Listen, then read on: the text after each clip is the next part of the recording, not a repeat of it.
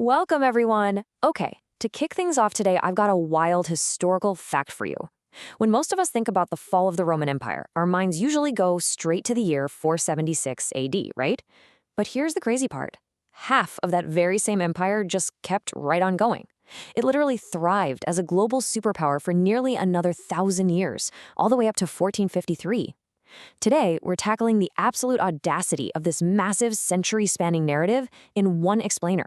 We're going to distill centuries of human triumph, high-stakes drama, and monumental shifts into the essential core concepts you actually need to know. It's a massive timeline to cover, I know, but don't worry, we're going to completely demystify the whole thing together. Okay, let's dive into this. Here is exactly how we're breaking it down today. First, we'll look at the epic Roman timeline.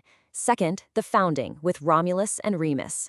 Third, the Punic Wars against Carthage. Fourth, the empire under Augustus. And finally, number 5, the eventual split between the West and the Byzantine East. So, starting right off with Section 1, the epic Roman timeline. Let's map this out mentally. Our journey today sweeps across 4 truly defining eras, covering well over 1,000 years of human history. We start in Era 1, with a legendary founding, one that's totally steeped in myth and, well, a lot of bloodshed. From there, we move right into Era 2, the Punic Wars. This brings us back down to earth and to this gritty, incredibly high-stakes conflict that literally forged Rome into a military superpower. Now, that massive struggle sets the stage perfectly for Era 3, the transition to empire, which represents the absolute peak of centralized Roman wealth and engineering marvels. But nothing lasts forever, right? So we inevitably hit Era 4, the eventual split. It's really this perfect epic narrative arc. Birth, desperate struggle, undeniable power, and then a dramatic fracture. All right, moving into Section 2, the founding, featuring Romulus and Remus. Now, what's really interesting about this is that to understand Rome, you kind of have to start with a story of betrayal and survival. According to their own foundational myth, twin brothers, Romulus and Remus, were abandoned at birth. They were left to die in the Tiber River. But instead of perishing, legend says they were miraculously saved and nursed by a she-wolf.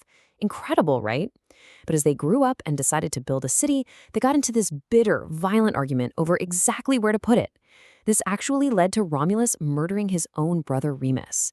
He founded the city in blood and named it Rome after himself. Now, historically speaking, we know Rome actually just grew from some small agricultural settlements around 753 BC, rather than, from twins raised by a wolf. But this legend points to a really fascinating truth about human civilizations. Rome didn't establish its roots with a trade agreement or a regional charter. It rooted itself in a shared myth of divine favor, fierce independence, and ruthless ambition. It just goes to show that even the most sprawling, powerful political entities in history often need a shared, powerful story to give their people an identity and a sense of destiny. Which brings us to Section 3, the Punic Wars against Carthage. Because, as we know, myths eventually give way to incredibly gritty geopolitical realities.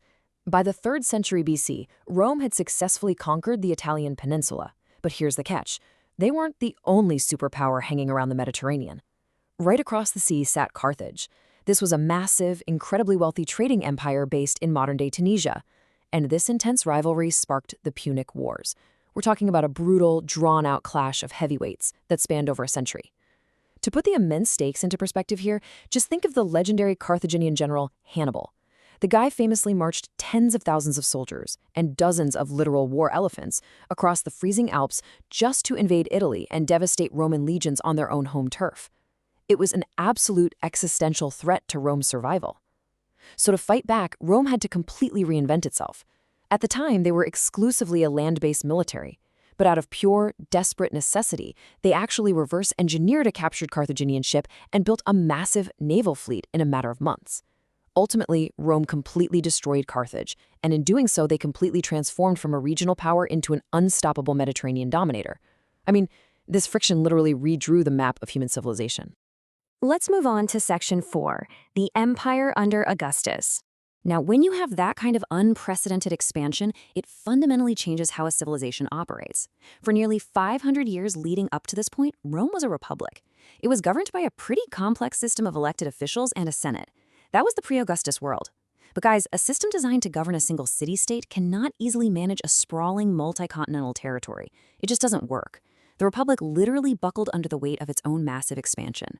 All this influx of new wealth led to intense inequality, massive political corruption, and ultimately, decades of devastating civil wars. You had ambitious generals, most famously Julius Caesar, vying for total control, and his assassination plunged the entire Roman world into utter chaos. So to survive, Rome needed a total structural overhaul. It transitioned away from the failing republic and became an empire. This was a monumental shift designed to centralize control, stabilize their vast economy, and somehow manage an unprecedented scale of territory.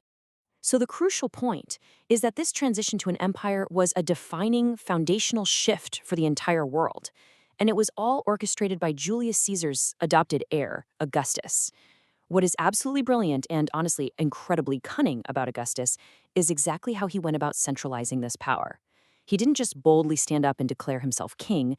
Romans historically despised kings and absolutely would have killed him for it. Instead, Augustus cleverly maintained this grand illusion of the old republic. He kept the Senate, the consuls, the voting assemblies. They were all still there. But behind the scenes, he systematically absorbed all the actual executive power, all the military command, and the financial control for himself. He humbly called himself the first citizen, quietly establishing absolute monarchical power while everybody else cheered for the restoration of peace. He engineered a highly sophisticated system capable of holding together a wildly diverse, massive territory stretching all the way from Britain to Egypt under one centralized banner. It literally remains a historic masterclass in political maneuvering.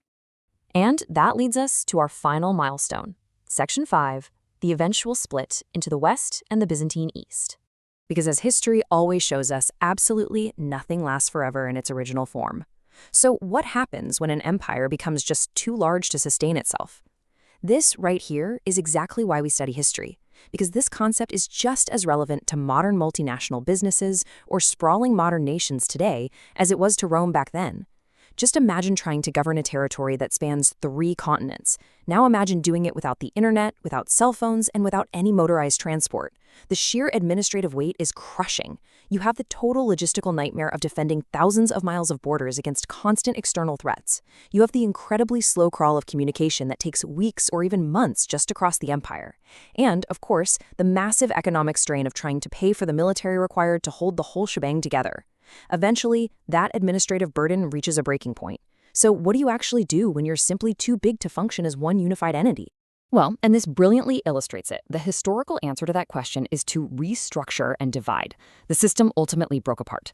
This led to the dramatic split of this monumental empire into 2 entirely distinct administrative halves. On one side, we had the Western Roman Empire. Centered around Rome, the West was facing crushing economic troubles and relentless outside invasions from Germanic tribes. It eventually fractured into the smaller, rural kingdoms that would actually lay the groundwork for medieval Europe. Essentially, it had collapsed by 476 AD. But on the other side, we have the eastern half, the Byzantine East, anchored by the incredibly wealthy, heavily fortified city of Constantinople. The East did not fall. It remained this vibrant, powerful hub of global trade, classical learning, and military might. It endured and thrived for literally another 1,000 years after the West fell. The single, unified Roman identity simply fractured under its own immense weight and left us with this fascinating dual historical legacy. So as we wrap up this explainer today, I want to leave you with a lingering historical puzzle. Which half, the West or the Byzantine East, truly carried on the Roman legacy? Did the true spirit of Rome survive in the Western ruins, the Latin language, and the European cultures that eventually built upon those foundations? Or did it live on in the continued, unbroken empire of the Byzantine East, who, by the way, actively called themselves Romans for another millennium? It's such a fascinating question about what makes a civilization's identity truly endure long after its original borders have vanished. Thank you so much for joining me today to explore this incredible timeline. Keep questioning, keep learning, and I'll see you in the next explainer.